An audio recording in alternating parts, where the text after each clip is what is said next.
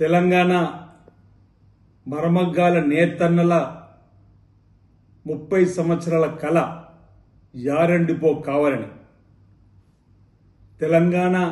గౌరవ ముఖ్యమంత్రి శ్రీ రేవంత్ రెడ్డి గారు రాజన్న సిరిసిల్ల జిల్లాలోని వేములవాడ కేంద్రంగా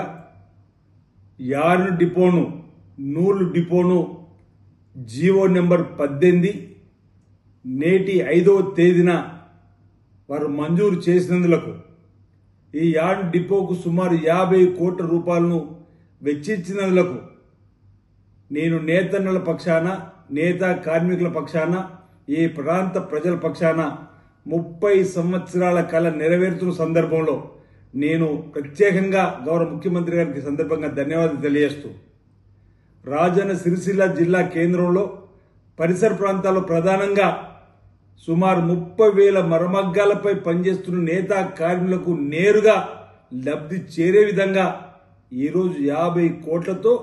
వేములవాడలో యారన్ డిపో గౌరవ ముఖ్యమంత్రి రేవంత్ రెడ్డి గారు మంజూరు చేయడం హర్షణీయమైన మాట సందర్భంగా చెబుతూ నేత కార్మికులు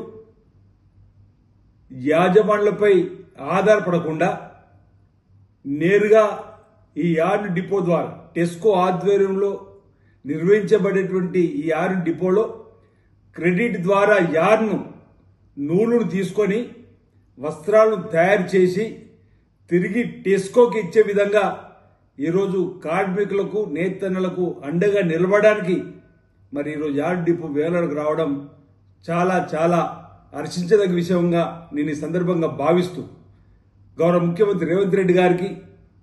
సంబంధిత మంత్రివర్యులు తుమ్మల నాగేశ్వర గారికి ఈ సందర్భంగా నేను ధన్యవాదాలు తెలియజేస్తూ ఈ వేములవాడలో ఈరోజు మంజూరు కాబడినటువంటి యార్డ్ డిపోను నేతన్నలు నేత కార్మికులు ఉపయోగించుకొని కార్మికుల నుంచి యజమానిగా మారడానికి వర్కర్ టు ఓనర్గా మారడానికి ఈ అవకాశాన్ని సద్వినియోగం చేసుకోవాల్సిందిగా నేను నేత కార్మికులు కూడా ఈ సందర్భంగా విజ్ఞప్తి చేస్తూ రాష్ట్ర వ్యాప్తంగా ఈరోజు డిపో రావడం గత ప్రభుత్వం ఏ ప్రాంతంలో నేత కార్మికులు ఏం చేసింది అని అడుగుతున్నటువంటి వారికి సమాధానంగా గత ప్రభుత్వం బతుకమ్మ చీరల పేరిట నేతన్నల బతుకులను ఆగం చేసి వెళ్ళినటువంటి సందర్భంలో సిరిసిల్ల ప్రాంతంలో కాటన్ పాలిస్టర్ పరిశ్రమ బ్రహ్మాండ